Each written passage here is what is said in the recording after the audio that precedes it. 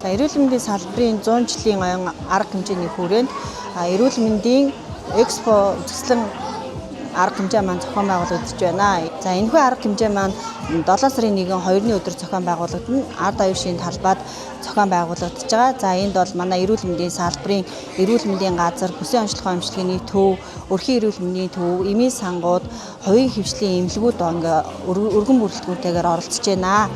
За энэ үзэсгэлэнд ирснээрээ иргэд маань эрүүл мэндийн чиглэлээр одоо хэрэгжилж байгаа эмнэлгийн хэрэгслийн бүтээгдэхүүнтэй танилцах.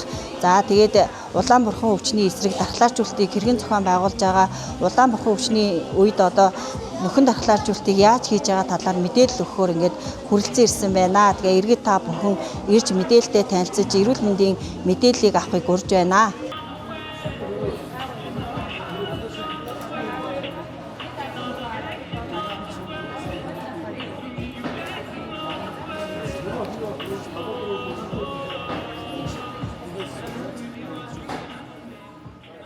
Энэ ерөнхийдөө үйлчлүүлснээр иргэдэд болохоор дарлын ерөнхийдөө үзэж өгнө. Дээрээс нь ерөнхийдөө ясны сэргэжлийн үзэж өгөх бөгөөд дээрээс нь бенжингийн эдиксийн ерөнхийдөө үзэж өгдөг байна.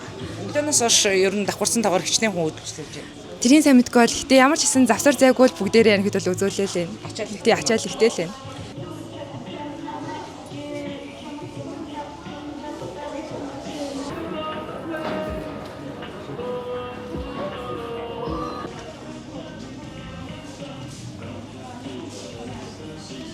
Одоо 2 өдрийн турш манай Монгол Kids шүдний эмнэлэг нь бүх шүдний үзлэг зөвлөгөө үнэ төлбөргүй өгж байгаа. Дээр нэмэх нь гажил цэслийн зөвлөгөө үнэ төлбөргүй өгж байгаа. Хүүхдийн шүдний ботоор төрхлөг 20% хөнгөлөлтөд үйлчилж байгаа. Тэр хүүхдүүдийн дунд амны хүндийн эрүүл мэндийн одоо ер нь асуудал ямар хэмжээнд байна? Ховд аймгийн тухайд. Ховд аймгийн хувьд бол ер нь бол 9 хүүхд тутмын 8, 10 хүүхд тутмын 9 нь ерөнхийдөө шүдний цааралтай маш өндөр байгаа. 85%-аас дээш өвчлөлттэй байгаа. Тэр эцэгчүүд юун дээр анхаарах хэрэгтэй вэ? Эцэгчүүд ерөнхийдөө хамгийн эхлээд шүд угаалт, шүдний арчилгаа, манайх одоо энэ дээр шүд угаалт арчилгааны зөвлөгөө ирсэн хүн болгонд өгч байна. Шүдний өнгөр тодорхойл шүд угаалтын зөвлөгөөнүүд өгч байгаа. Шүдний нөгөө боловсрал мэдлэг маш дутуу байна.